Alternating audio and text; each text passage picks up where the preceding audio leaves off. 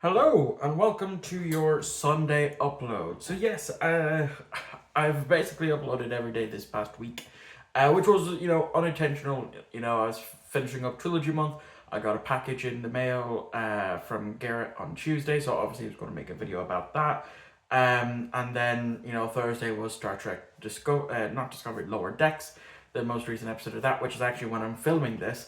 And then, of course, yesterday I did an opening of an Amazon package that I got. Again, also filmed on Thursday. And so I was trying to come up with what I would do for Sunday. And I think I kind of have to talk about this because it's set the fandom ablaze with a lot of love for it. So obviously, sometime last week or about 10, 11 days ago, was the anniversary of Star Trek Generations, the one where Kirk dies, and the first TNG movie.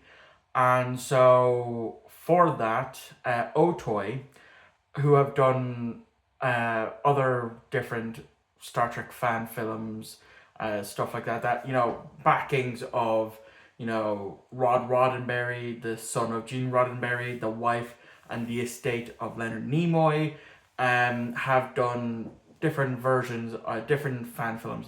I believe they done one for the yeoman from The Cage, which makes an appearance in this one, aptly titled Unification. And as well, there was another one with Spock visiting the grave of Kirk after the events of Generations, but before his body was transferred to Daystrom. And so, yeah, we have this one, which was again for that, and Shatner also had some involvements in this. Yeah, of course, he would need to have sign off on it because they use a lot of his likeness. The version of him from this movie, as well as we see a young Captain Kirk from the original series days, as well as from the Wrath of Khan in the maroon arm uniform that everybody loves. And I do have some notes. I'm actually trying to load that up right now, so I'm just going to pause for a quick second whilst I do that. Okay, so I have my notes pulled up here. So yeah, as I said, we do see the yeoman briefly in what looks to be the same area of the the Daystrom Institute that we do see in Picard season 3 that has Kirk's body. It also had Picard's body from at that point. We also see Gary Mitchell, from the very first pilot, from the original season 1, before which I do love. It's a phenomenal episode, and it's a great second pilot after The Cage. But it's unfortunate that season 1 of TOS was just aired out of order. So the episode one we really got was the one with the salt monster, when that was further down the line, because last year I did watch all 3 seasons of the original series for the very first time, which I have 4 videos on. I have it broken up into seasons, and then I have it as 1 hour long video of me reviewing all of the episodes, edited together. That would be in my Star Trek reviews and more playlist, because I have like over 80 videos about Star Trek at this point, with how much I love this franchise. And when I watched season 1, because I have the DVD files, which if I move over a bit and kind of move the chair, you do see them there, right there. That's them. That's the DVD files, from the magazine back in the day. That would give you 3 episodes per disc, and what they did for that was they gave us, season 1 in the correct order, but not like the aired order. Even now on like the likes of streaming services like Netflix and Paramount, it's always in the aired order, not the originally intended order for season 1, like those DVDs are. And thanks to actually watching, because I only literally just watched it for the very first time in full for this review. I've seen clips of it, and of course, I've seen Trek Culture's video on it, presented by Sean Ferrick. And so that's how I know a little bit more than going into it. Like, for example, the person who done the motion capture for Gary Mitchell in this was the original actor. Yes, they got the original actor back to do the motion capture for that scene. Obviously, digitally made it look like Gary Mitchell from that original episode where No Man Has Gone Before. And I love that they managed to bring him back, because he's not the only returning person there. So obviously we see, so that's them, bringing kind of Kirk back to life to be able to move on, and we see him walk with a big crowd of people. Potentially, I think it's all those people that he's interacted with and helped over the years, as being from from an ensign all the way up to admiral to his passing. Because and there's something that was pointed out to me that as we see Kirk walking, there's a guy in a black suit, and it hasn't been confirmed, but it's theorized to be Agent Daniels slash Kovich of from the temporal Cold War type of stuff, from Enterprise. That we got that reveal of Kovich being Daniels in the final episode of season 5 of Discovery. So that's potential there, because we do know Kovich was active at this time as well. He could have been. And then we get to see Savick, specifically the actress who played Savick in the Search for Spock, which also had an anniversary this year, which I actually got to go watch that movie in cinema, and I loved it. It made me appreciate the Search for Spock more seeing it on the big screen, and then we also get to see Spock's son. Yes, because I believe, again, correct me if I'm wrong, but I know in the books wise, and it was kind of going to be mentioned in the Voyage Home, but it got cut for reasons that, with Spock being in Ponfar on the Genesis planet in the Search for Spock, and then, Savick being that person that, Spock Ponfared with, that she got pregnant and then later had his son, and this kind of retroactively confirms it. Now, again, I should also say, do take this special with a grain of salt. Yes, it has been approved by the higher ups at Paramount and stuff, and it has a lot of backing from people who worked on the show. Like I said, Rod Roddenberry, the wife of Leonard Nimoy, as well as the Nimoy estate. William Shatner, as I said, signed off on this as well. And so I like that they're bringing that in, because I've always thought to myself, how come they've never really done that in a Star Trek show? Have a Spock offspring, because it's kind of needed, because we are, we have Burnham in the 32nd century, but that's it. That's the Spock line really there, and that's only on the adoptive side. Cybok is, well, we don't really necessarily know what happens to Cybok. It's assumed he's in the Final Frontier, and then with Spock going into the Kelvin universe, it's kind of we didn't know. Obviously, in book form, yes, we did get that, which is why we do see Spock's son in this, and I do love that, and I wish we would have a proper canon version of that in in any of the shows, because it's never really been mentioned at all. Like I said, I believe it was supposed to be mentioned in the Voyage Home that Savick was pregnant with Spock's son, but that got cut. And then of course we go to see, I think it was Yor, his name was Yor, the person from the Kelvin timeline that crossed over into the Prime timeline during some sort of war that was going on there, that we seen as a hologram in season 3 of Star Trek Discovery, when Emperor Georgiou was having all that issues and had to be sent back in time to when the Mirror Universe and the Prime Universe were as one. and he's the one who basically sends Kirk into the Kelvin timeline, by giving him his badge.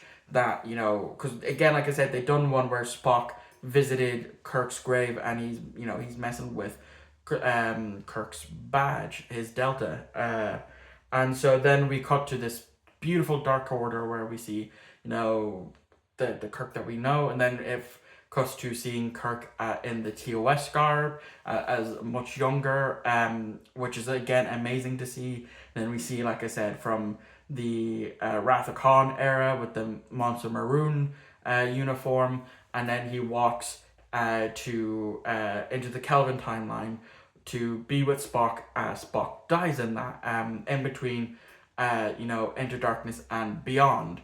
And we see the little picture frame that has the promotional image from the Star Trek V, The Final Frontier, that was given to Kelvin Spock during at the end of Star Trek Beyond, when he's informed that Spock has died, Prime Spock has died, and it's beautiful. No word is really spoken. We do hear some clips of previous audio, of Kirk talking, and it's nice and it's beautiful, and it set the entire fandom ablaze when this came out, because everybody loves it, and they're right to. They are absolutely right to, because it is beautiful. It's beautifully shot. Everything looks amazing.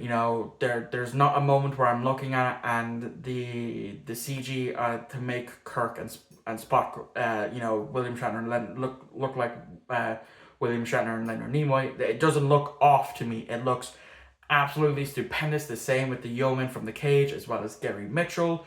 All of that looks absolutely amazing, and because it's great that we're still getting Star Trek fan productions like this, because back when the prelude to Axanar was this also big massive thing that was going to happen, that they done fundraising for, that Paramount was like, haha, no, we're going to come down with stricter rules on Star Trek fan productions, where you're not allowed to make any money off of it, and you're only allowed to do it for like a half hour, and stuff like that. They've done that prior to Discovery coming out in 2017, and so yeah, we haven't really had much of like a big news, like big fandom shaking Star Trek fan production.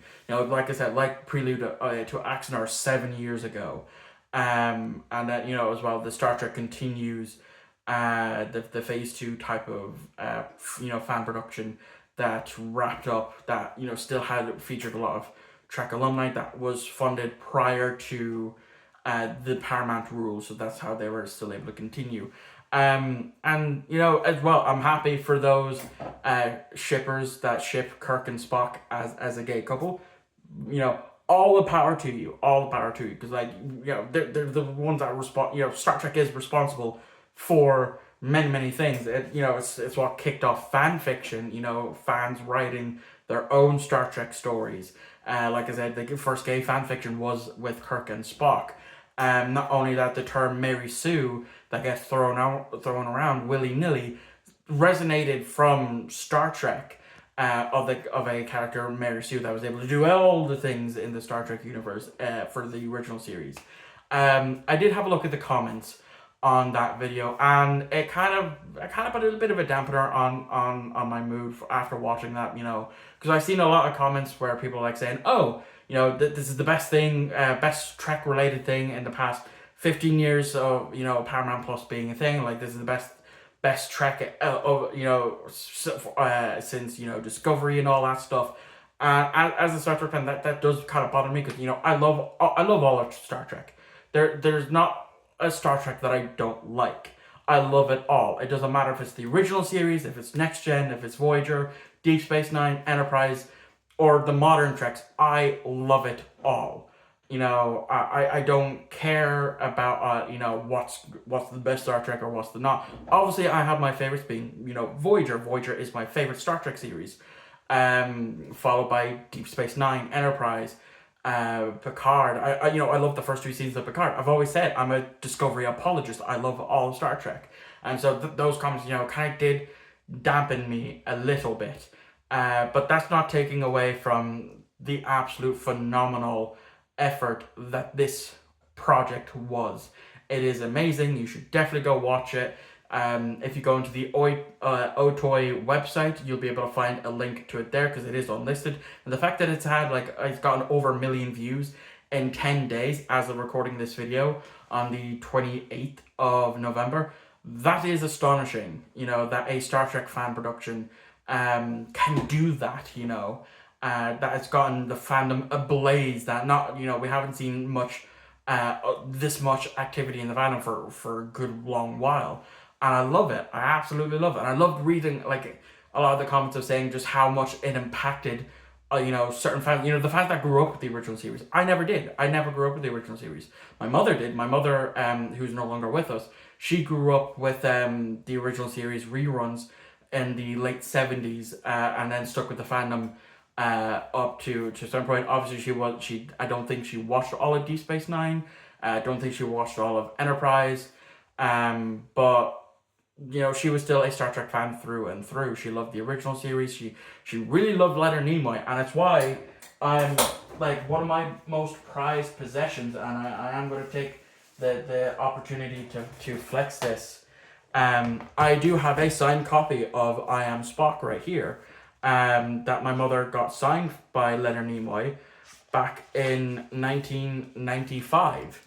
So there it is there. Now, that's something that my mother wrote in just to show where she got it in Easton's in Dublin on the 25th of the 11th, 1995. Nearly 30 years ago is when this signature was signed for this book. So yeah, I like I said, I loved it. Obviously, if you're watching this and you've seen it, more than likely you loved it. I'm hard to find anyone that didn't enjoy this. But anyway, that is my 17-minute ramble done. I hope you enjoyed, and I'll catch you all tomorrow for my review of the Polar Express. Because I still have about three more videos to actually film for December. So I'm going to need to get cracking on that because I've been slacking. But anyway, I'll catch you all tomorrow for that video.